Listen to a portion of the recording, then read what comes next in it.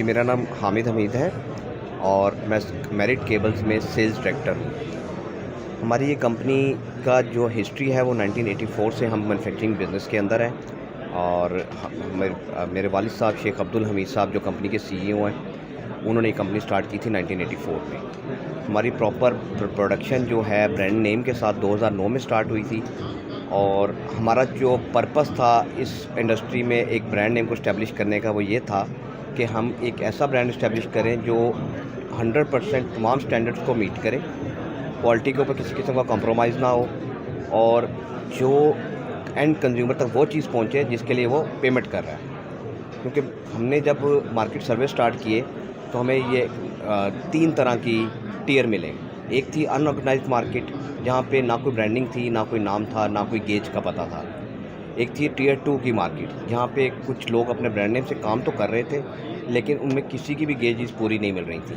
और फिर टियर 1 की मार्केट थी जिसमें बड़े बड़े ब्रांड थे पाकिस्तान के और वो प्राइसेस इतनी ऊंची थी कि एक एवरेज जो हमारी अब पीपल्स हैं वो उसको अफोर्ड ही नहीं कर पा रहे थे। तो हमारे कंपनी के डायरेक्टर ने फिर ये सोचा कि हमें इस गैप को फिल करना है, हम क्वालिटी को मेंटेन करें, टोटल 100% क्वालिटी और प्राइसेस को लेकर आए नीचे। उसमें अल्हम्दुलिल्लाह हमने जब ये काम स्टार्ट किया, लोगों का ट्रस्ट बनता गया। हमारे साथ होंडा यामाहा जैसे कस्टमर आए, अंबर कैपेसिटर जैसे कस्टमर हमारे साथ जुड़े, मिलर ट्रैक्टर जैसे कस्टमर आए, कम्युनिकेशन केबल में ट्रांसवर्ल्ड जैसी कंपनियां, नेक्स्ट लिंक्स जैसी कंपनियां आज हम उनके रजिस्टर्ड वेंडर हैं। इसी तरह सोलर के अंदर बेल एनर्जी जैसी कंपनी, ग्रीनियम सोलर, एनर्जी लिंक्स, ये हमारे साथ अटैच हुए। फिर लोगों का जैसे जैसे ट्रस्ट बनता गया, हमारा फुटप्रिंट्स बढ़ते गए, डीलर्स ने हमें बहुत सपोर्ट किया। आज हम ये सक्खर में आए हैं द सोलर शो में। यहाँ पे ऑलरेडी हमारे पास बहुत अच्छे अच्छे क्लाइंट्स मौजूद थे और हमें यहाँ पे जो फ़ीडबैक मिला है वो 100% पॉजिटिव फ़ीडबैक है।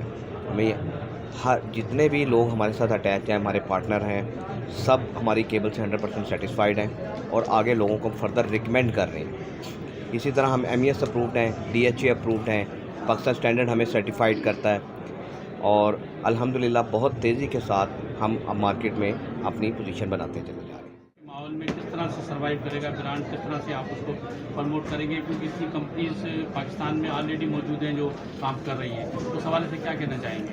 कि अगर कंपटीशन की बात करें तो इसका मतलब एक थंब रूल ये होना चाहिए कि जो कंपनी ग्रो कर गई है उसके बाद कोई नई कंपनी की गुंजाइश ही नहीं है।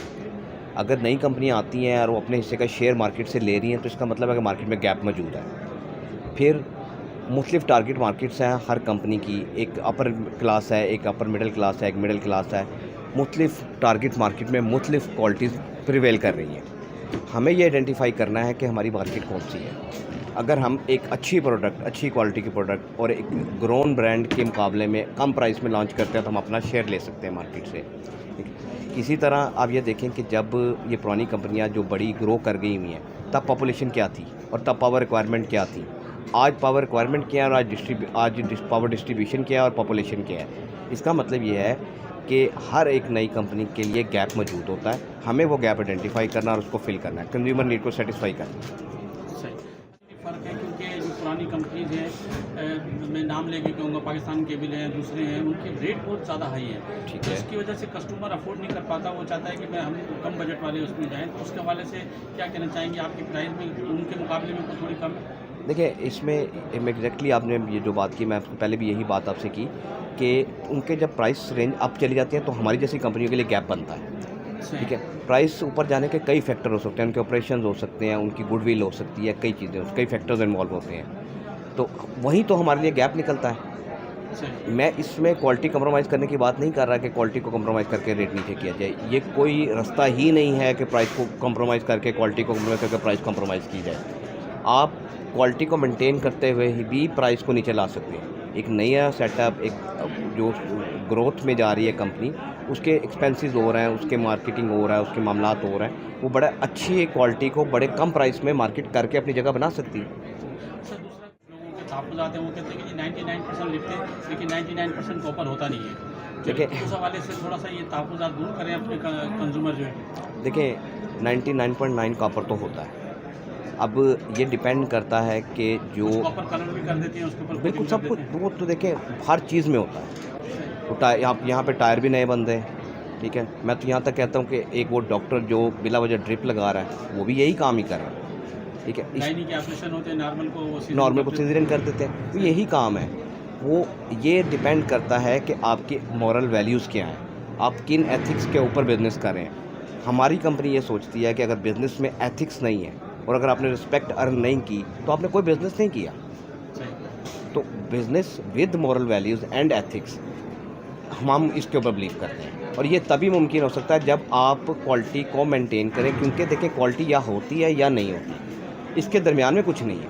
मतलब मुझे नहीं समझ आती कि क्या कभी किसी कंज्यूमर ने ये कहा जाके कि मुझे ज़रा थोड़ा सा पाउडर मिला दूध दे दो।